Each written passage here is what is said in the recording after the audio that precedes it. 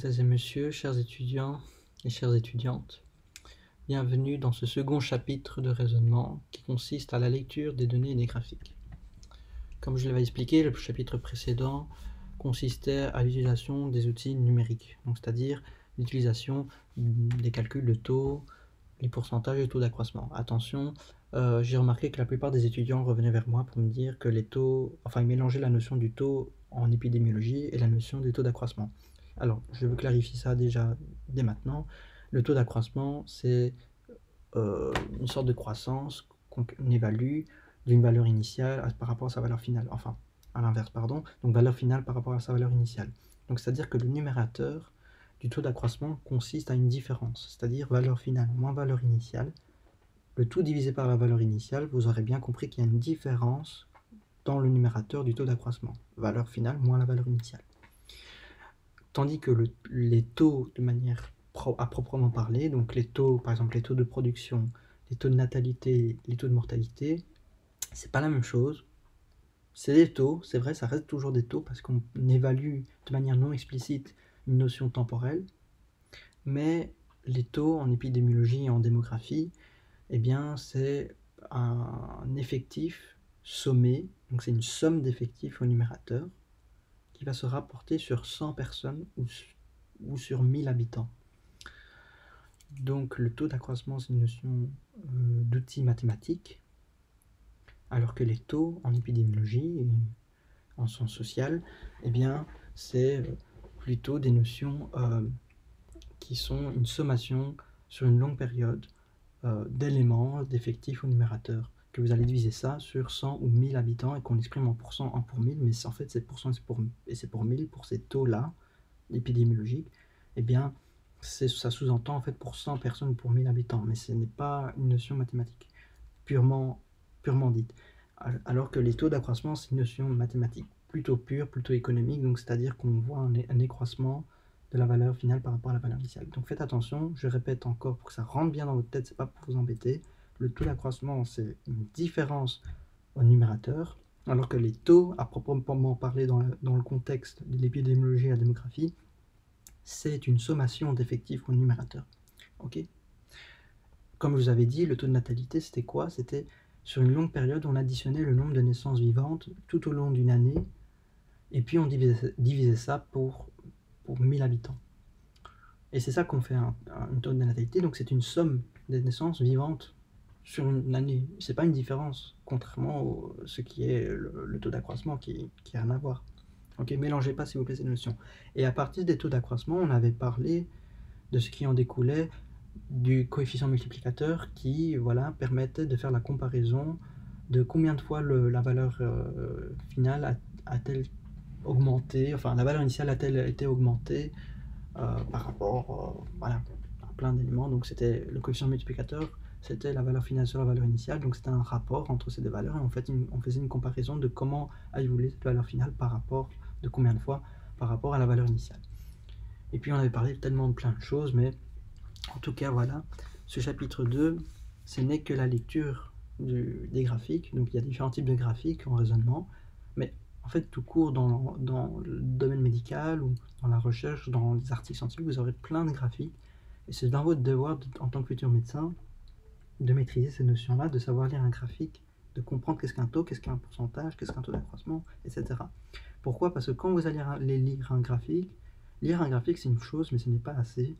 Vous devez utiliser les données, extrapoler les données, donc c'est-à-dire prendre les données et les manipuler pour pouvoir arriver à une conclusion ou tirer des informations. Donc à l'examen, ce qu'on va vous mettre à l'épreuve, c'est mettre une question qui porte sur un graphique, donc vous devez lire ce graphique, savoir bien l'interpréter. Donc si vous vous interprétez mal, vous ne savez pas lire un graphique, c'est fini, donc vous ne savez pas réussir la question parce que vous ne savez pas lire le graphique. Donc c'est pour ça que ce chapitre 2 est énormément important. Je crois que c'est la base des bases, le b.a.-ba pour réussir une question de raisonnement graphique. Donc lire un graphique, c'est le b.a.-ba, c'est vraiment la base. Et à partir des données que vous allez récolter en lisant un graphique, vous allez appliquer des notions mathématiques, comme appliquer un taux, les taux d'accroissement, les coefficients multiplicateurs, enfin tout le blabla que nous allons parler au chapitre 1. Vous allez appliquer ces notions à partir de données que vous allez récolter par une bonne lecture de graphique, pour pouvoir répondre à la bonne proposition.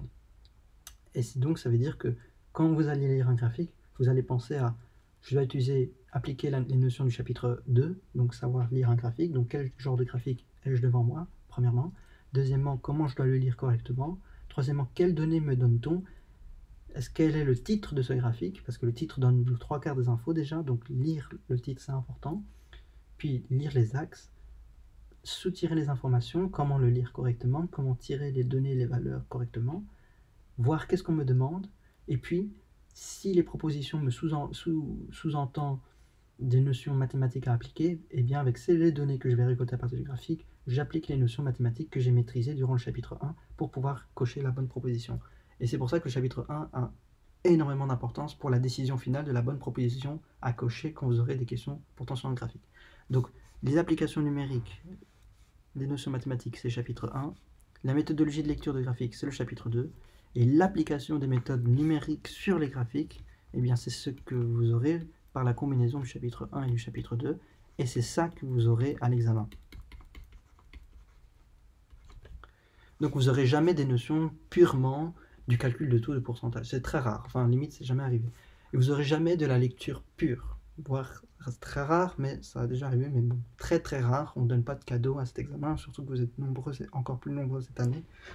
Voilà, il faut un peu malheureusement, ils veulent un peu limiter le nombre de personnes pour réussir cet examen. Voilà, il y a un secret à personne. Donc, on ne va pas donner des cadeaux comme ça. Donc, vous devez donc appliquer le chapitre 1 et le chapitre 2 en même temps pour la question, pour pouvoir résoudre correctement les questions graphiques. Ok. Alors, petit rappel.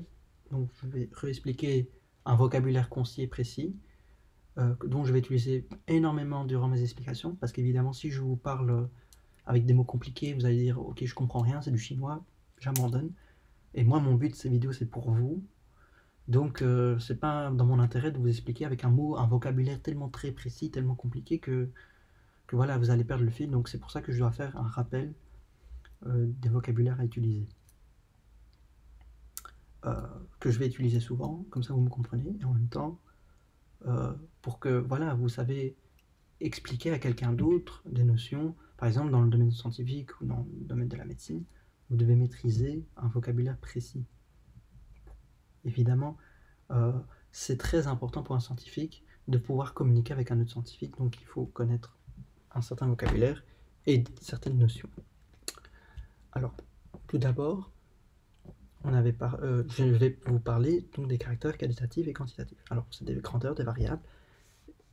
Qualitatif, on va commencer. Qu'est-ce que c'est? C'est une réponse qui est donnée par un mot, une expression, ça peut être un adjectif, donc ça peut être une langue maternelle, ça peut être le sexe, ou tout bonnement la couleur des yeux. Par exemple, si on vous pose quelle est votre couleur des yeux préférée, les réponses possibles c'est rouge, bleu, vert, etc. Quel est le pire défaut chez un homme? Vous pouvez dire menteur, irresponsable, malhonnête, etc. Donc c'est des mots, c'est de l'adjectif, c'est du vocabulaire, c'est des expressions. Ok. Alors, les caractères quantitatifs, vous entendez déjà le mot quantité. Quantité, c'est un nombre, c'est le nombre des nombres. Et donc, on peut vous demander quel âge avez-vous? Combien de frères ou sœurs avez-vous? Combien de voitures avez-vous? Combien de maisons? Etc.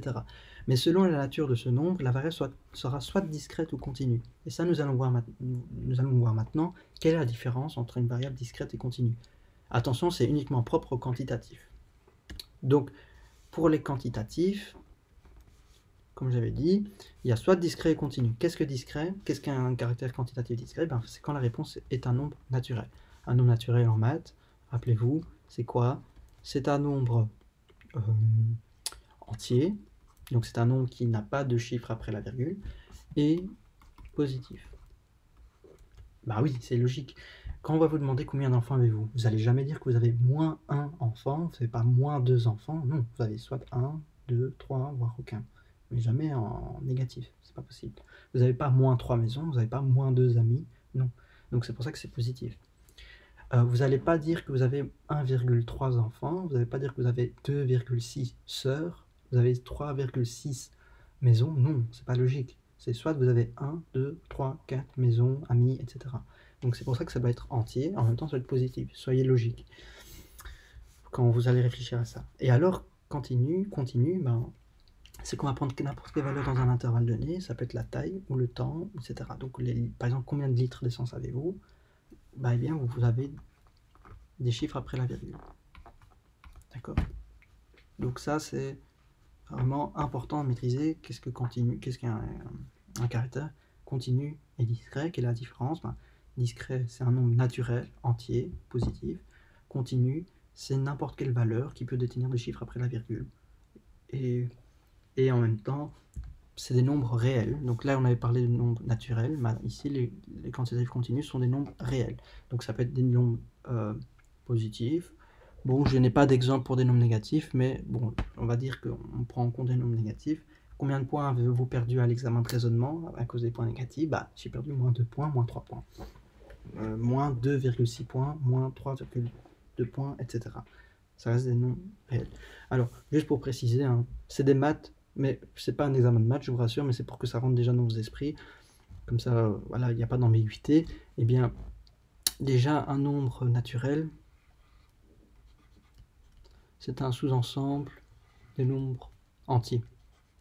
Évidemment, tous les nombres entiers ne sont pas des nombres naturels, mais tous les nombres naturels sont des nombres entiers. Ok? Le nombre naturel est un sous-ensemble des nombres entiers, donc c'est des valeurs positives. Pourquoi? Parce que c'est des valeurs positives, alors que sur le côté, ici, à l'extérieur du monde des nombres naturels, c'est des nombres qui ne sont pas naturels, donc c'est-à-dire des nombres qui sont entiers et négatifs. Donc, voilà. Et les nombres entiers et les nombres naturels, par conséquent, sont des sous-ensembles des nombres réels. Donc les nombres réels, si vous voulez, tous les nombres réels ne sont pas des nombres naturels, tous les réels ne sont pas des nombres entiers. Par contre, tous les naturels sont des nombres réels, tous les entiers sont des nombres réels, tous les naturels sont des nombres entiers. Par contre, tous les entiers sont des nombres réels, mais tous les entiers ne sont pas des nombres naturels. Voilà. C'est un peu les diagrammes de Venn que nous allons voir au chapitre 3. Mais voilà, je vous illustre un peu les notions des diagrammes de Venn, mais c'est pas vraiment le but, mais c'est juste pour que vous ne me dites pas, ah mais oui, mais si on me dit là que je fais 1 mètre, est-ce que si je dis 1 mètre, pourtant c'est un nombre naturel, 1 mètre, est-ce que je considère malgré ça que c'est un continu, enfin un nombre continu ou un nombre discret, enfin une grandeur discrète? Bien, en fait, ça dépend du contexte. Si on vous demande la taille, regardez, est-ce que la taille peut être soit entier, soit discrète? Bah, la taille est une notion qui est continue, donc 1 mètre, on va considérer par défaut que c'est un nombre réel. Et éventuellement, en d'autres mesures, bah, un nombre naturel. Ok? Si je vous disiez combien de litres avez-vous rempli votre voiture, si vous dites 2 litres, bah, des litres, réfléchissez, est-ce que ça peut être que des nombres naturels? Bah non, des litres, vous pouvez avoir 2,3 litres, etc. Donc, vous pouvez avoir des chiffres après la virgule. Donc, allez, la variable qui peut être donnée est un nombre réel, mais en d'autres mesures, on peut éventuellement avoir des nombres naturels. Ok, donc voilà. C'est juste pour être précis, mais les nombres naturels, c'est pour les variables discrètes. Le nombre réel pour les variables continues. Pourquoi je vous embête et je le dis clairement, je vous fais chier avec toutes ces notions? C'est pour que vous compreniez tout ce que je vais vous expliquer quand on va lire des graphiques ou des données. Parce que sinon, on va pas se comprendre. Et voilà. Et alors, qualitatif, ça c'est. En fait, tout ça, ça résume tout ce que je viens de dire maintenant. Donc, les caractères des variables peuvent être qualitatifs, donc c'est-à-dire la réponse peut être un mot, une qualité. Et puis, les caractères des variables peuvent être quantitatifs. Donc, quantitatif, ça peut être soit discret, soit continu. Donc, quantitatif, c'est une quantité, c'est un chiffre. Et alors, discret, bah, c'est un nombre entier positif. Donc, c'est un nombre naturel. Donc, c'est un nombre naturel, donc c'est un nombre entier et positif. Donc, discret. Continu, ben, continu, c'est tout un intervalle de valeur. Donc, c'est un nombre réel. Donc, réel. Ok, voilà. Tout est donc résumé ici, et ça, c'est ça que vous allez vraiment retenir de tout ce que je viens d'expliquer jusqu'à maintenant. Voilà. À retenir, comme ça, vous comprenez par la suite. Mais ce n'est pas fini. Maintenant, je vais aller un peu plus loin. Alors, une valeur, qu'est-ce que c'est? Une valeur, c'est la réponse donnée à une question qui fait référence à une variable quantitatif. Quantitatif, quand la valeur, il s'agit, quand la donnée, donc quelque chose qui est relativement à une quantité, eh bien, on parle de variable quantitative. Quand c'est une modalité, c'est quand la réponse donnée à une question fait référence à une variable qualitative, donc un mot, un adjectif. Une modalité, par exemple, avoir les yeux verts, c'est une modalité. Avoir les yeux bleus, c'est une modalité. Avoir un caractère colérique, c'est une modalité. Mais par contre, avoir 8 ans, avoir 10 ans, avoir 2 frères, avoir 3 sœurs, c'est une valeur. L'effectif, qu'est-ce que c'est? Eh bien, l'effectif, ça correspond au nombre de fois que la valeur ou la modalité est représentée dans une distribution. Alors, par exemple, si vous avez 50 personnes, vous avez 20 personnes qui ont les yeux bleus et 10 personnes qui ont les yeux verts, voilà, sur 50 personnes, eh bien, quel est l'effectif des personnes qui ont les yeux bleus? Eh bien, c'est 20, parce qu'il y a 20 personnes sur les 50 qui ont les yeux bleus. Quel est l'effectif des personnes qui ont les yeux verts? Il y en a 10, parce qu'il y en a 10 personnes sur les 50 qui ont les yeux verts. D'accord? L'effectif cumulé, ça c'est bon, c'est du détail, je ne rentre pas, vous devez maîtriser ça pour la partie maths en statistique. La fréquence cumulée aussi, je zappe, c'est pas important. Ce que je vais vraiment retenir, c'est qu'est-ce que la valeur, qu'est-ce que la modalité, qu'est-ce que l'effectif. Alors, ça, j'ai donné l'effectif pour une modalité, donc j'ai parlé des yeux bleus, des yeux verts. Maintenant, si je parlais l'effectif pour une valeur, par exemple, sur 50 personnes, il y a 20 personnes qui ont 30 ans, et il y en a 10 qui ont 40 ans. Quel est l'effectif des personnes qui ont 30 ans? C'est 20. Quel est l'effectif des personnes qui ont 40 ans? C'est 10. Alors, la fréquence relative, qu'est-ce que c'est? C'est le pourcentage correspondant à l'effectif d'une valeur ou d'une modalité par rapport au nombre total des données. Donc, c'est cette formule-là. Fréquence relative, effectif sur l'effectif total fois 100. L'effectif proprement dit, on l'appelle aussi dans le langage scientifique l'effectif propre. Et donc, ces valeurs et modalités, l'effectif, donc ce sont des fréquences relatives, c'est des notions qui sont à maîtriser. Alors l'effectif, qu'est-ce qu'on peut dire? Par exemple, comme j'avais donné un exemple sur les 50 personnes, il y a 20 personnes qui ont les yeux bleus, 10 personnes qui ont les yeux verts. Quelle est la fréquence relative des personnes qui ont les yeux verts? Eh bien, l'effectif des personnes qui ont les yeux verts, c'est 20. L'effectif total des personnes, c'est 50, donc 20 sur 50 fois 100. Quelle est la fréquence relative des personnes qui ont les yeux bleus? Il y a l'effectif est de 10. L'effectif total, le nombre de personnes totales, c'est 50. 10 sur 50 fois 100. Voilà. Par exemple, je reprends l'autre exemple, mais cette fois pas avec des modalités, mais avec des valeurs. Eh bien, si j'ai sur 50 personnes, 20 personnes qui ont 30 ans et 10 personnes qui ont les yeux bleus, quelle est la fréquence relative des personnes qui ont 30 ans? C'est 20 sur 50 fois 100. Quelle est la fréquence relative des personnes qui ont 40 ans? C'est 10 sur 50 fois 100. Voilà. Bref, où j'ai mis des flèches, vous devez maîtriser absolument. Maintenant, on va commencer l'introduction. Alors, il existe 3 grands types de graphiques, donc selon la nature du document. Donc, par exemple, les courbes sont les premiers types de graphiques que vous allez voir de manière très récurrente dans le cadre de l'épidémiologie ou dans la démographie. Mais sinon, vous allez rencontrer aussi énormément d'histogrammes et de cercles, on appelle ça le diagramme en camembert. Donc ça, c'est vraiment les 3 grands types. Alors, les courbes montrent toujours une évolution en général. Les histogrammes, ça peut montrer une évolution, mais aussi des comparaisons. Les cercles, quant à eux, en fait, ils représentent donc une répartition d'un même effectif. Alors, une première chose, on va un peu parler, par exemple, des courbes. Eh bien, regardez, quand vous avez un graphique de ce genre, regardez le titre. Eh bien, l'évolution de la population indienne de 1910 à 2010. Eh bien, on regarde de quoi il s'agit ce graphique. Eh bien, on est en train de parler de la population en Inde de 1910 à 2010. Donc, durant cette période, quelle est la période? 1910 à 2010. Et de qui on parle? De la population, mais de quelle population? De l'Inde, indienne. La population indienne. Donc, c'est pas de l'Europe, c'est pas ailleurs. Donc, le titre donne déjà le 3/4 de l'information. Deuxième chose, je regarde les axes. Vous voyez, ce graphique, il a 3 axes. Il a un axe à gauche, un axe à droite et un axe en bas. Alors, souvent, vous avez des graphiques qui ont un axe à gauche et un axe en bas, mais regardez si jamais, éventuellement, il y a un axe à droite. Mais alors, quels axes il faut utiliser pour la bonne courbe correspondante? Eh bien, ça dépend du contexte, il faut bien lire. Eh bien, regardez le graphe, l'axe à l'ordonnée de celui de gauche donne le taux, qui est exprimé, attention, en quelle unité? En pour 1000, comme on peut voir, avec les deux petits points ici. Et à droite, l'ordonnée de droite, on voit la population exprimée en quoi comme unité? En millions d'habitants. Donc les chiffres ici, absolument faites attention aux unités.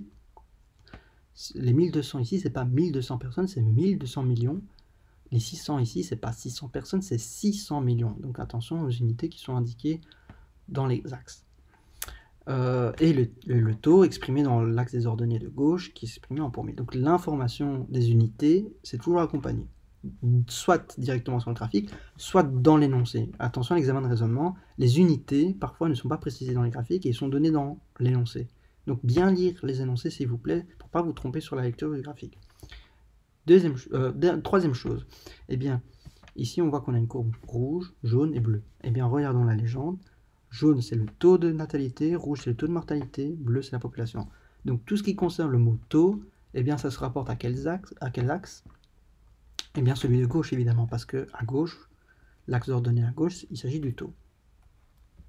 Donc taux va avec taux, ben, ça leur correspond. Donc le rouge et le jaune, elles se lient en fonction de l'axe de l'ordonnée de gauche.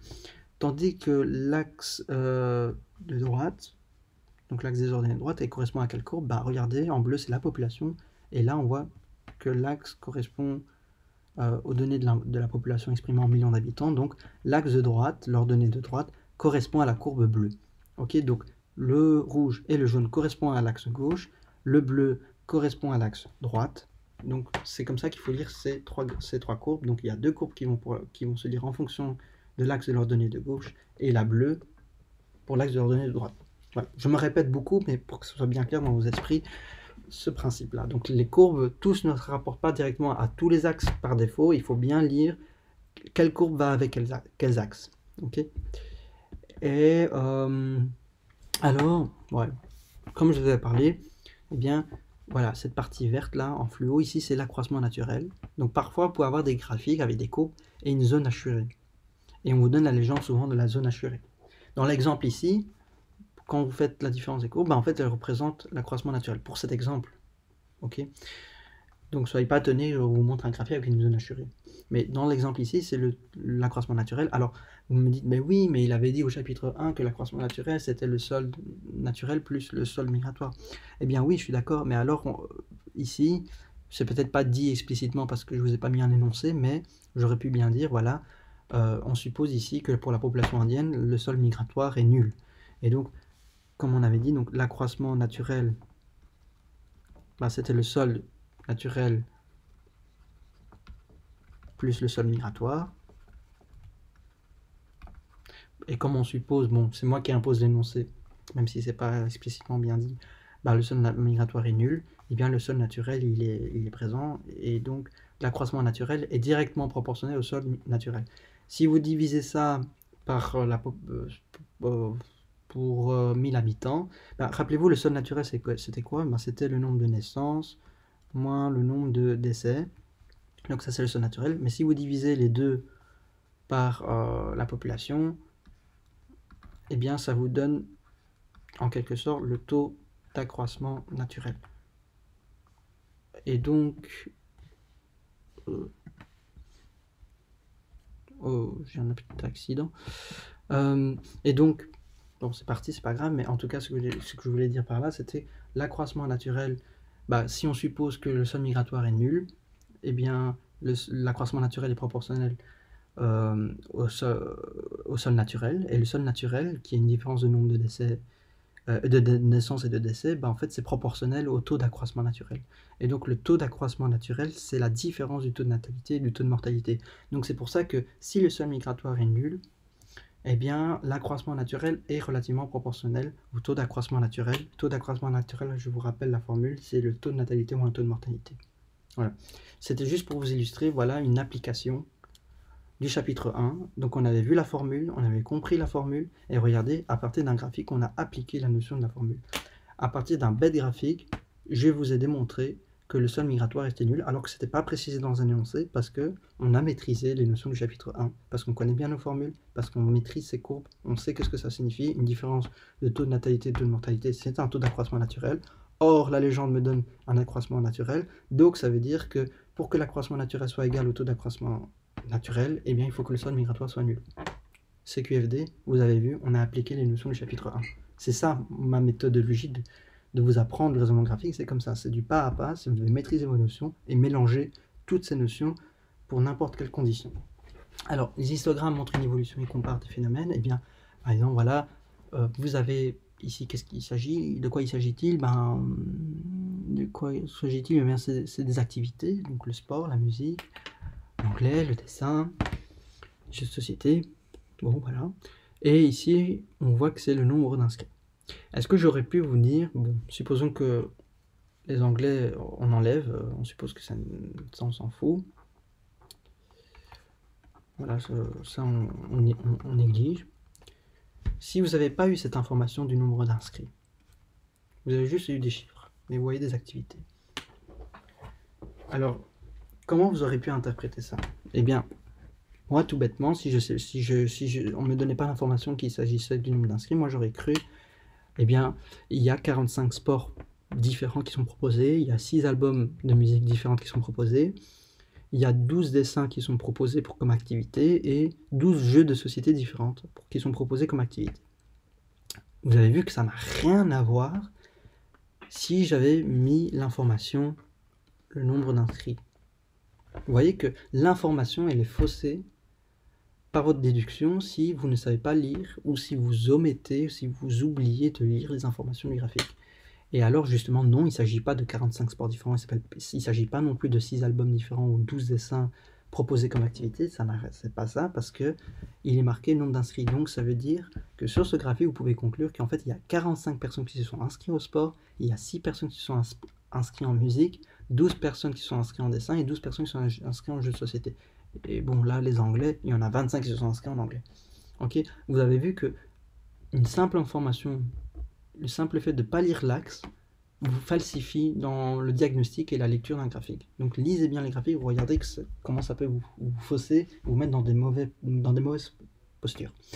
Alors, les cercles montrent une répartition. Eh bien, quand vous avez un effectif, donc $150, eh bien, un diagramme au camembert, comme on dit dans le jargon habituel, eh bien, on repartit en pourcentage proportionnellement à l'aire du disque qui va être représentative visuellement, de manière visuelle, la part en pourcentage, par exemple, des modalités qui sont là. Donc les bénéfices pour Apple, c'est une modalité qui représente 25% des parts des prix de vente.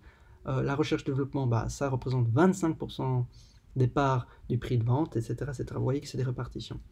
Mais alors, c'est très important de lire cette information, les prix de vente, ça peut être donné soit dans l'énoncé ou soit à côté du graphique.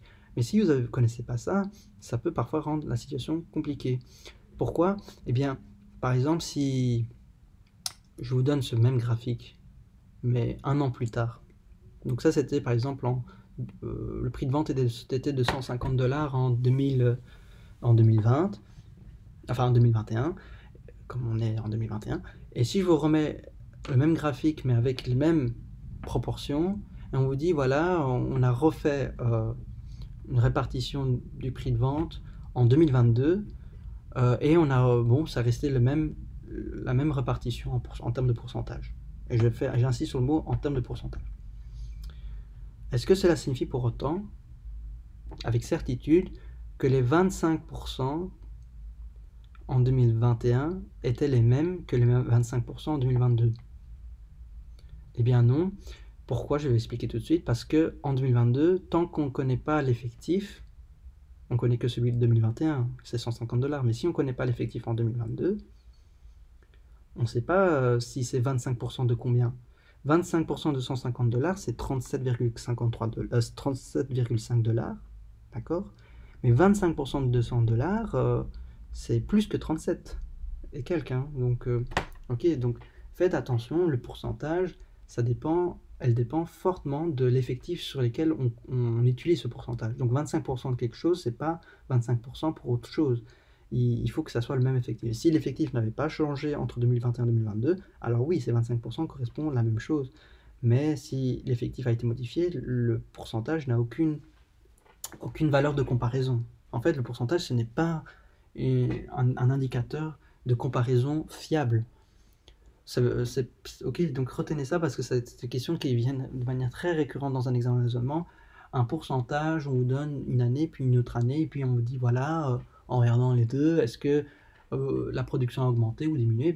Si vous ne connaissez pas les effectifs, si vous voyez déjà premièrement, et en plus, vous ne savez pas comment l'effectif a changé d'une année à l'autre, vous ne savez pas ce qui signifie vraiment ces pourcentages. Est-ce que ces pourcentages, c'est pour quel effectif? En plus, est-ce que l'effectif a augmenté ou diminué? Ça, on ne sait pas, donc on ne peut rien conclure. Donc voilà, ça, c'est des notions à bien maîtriser. Donc ça, c'était vraiment les 3 grands graphiques. Mais bon, après, il y a énormément de graphiques. Donc ça, c'est vraiment les 3 basiques. Juste pour vous introduire, vous baignez dans le bain, pour vous faire un peu sentir les situations, comment vous devez lire un graphique. Donc vraiment lire le titre, lire la courbe, regarder la courbe, regarder quelle courbe va s'associer à quels axes. Ah oui, et j'avais oublié de dire, l'abscisse ici, c'était les années. Donc là, on regarde, voilà, si je veux savoir en 1931, voilà, qu'est-ce que je peux savoir en 1931? En 1931, le taux de natalité, il était de, allez, on va dire 48 pour 1000. Le décès, il était à 30 pour 1000. La population, à ce moment-là, était à 19... non, pardon, pas 19. Il faut lire à droite. Voilà, vous voyez, même moi, je peux faire la bêtise. Donc, à droite, regardez, 300. Donc, il y avait, je répète, 48 pour 1000. Et donc le taux de mortalité, il était de 30 pour 1000. Donc 2 petits points. Et la population, quand vous lisez la population, lisez pas à gauche, lisez à droite, parce que c'est l'axe qui est rapporté à cette courbe. Donc c'est 300 pour 1000. 300, quelles unités? Millions. Donc 300 millions. Donc en 1931, il y avait 300 millions de personnes, d'Indiens, voilà, et le taux de natalité de donc 48 pour 1000 et le taux de mortalité 48 pour 1000 pour le décès, pour la naissance et 30 000 pour le décès. Oula, je me mêle un peu le pinceau, mais ça va, on va s'en sortir. Alors, voilà, juste un petit rappel. Donc les diagrammes en bâton. Les diagrammes semi-circulaires, c'est la même chose que le diagramme circulaire, sauf que voilà, on fait l'effectif total par rapport, donc le 100% de l'effectif, on le fait par rapport à un demi disque. Donc c'est-à-dire que voilà, pour un cercle entier, 360 degrés correspond à 100%, alors qu'ici 360 divisé par 2, oui, c'est la moitié. Et bien 180 degrés, ici il correspond à 100% des effectifs. Enfin, de l'effectif. Le graphique en courbe, voilà, très facile. Et le diagramme en camembert, voici. Okay.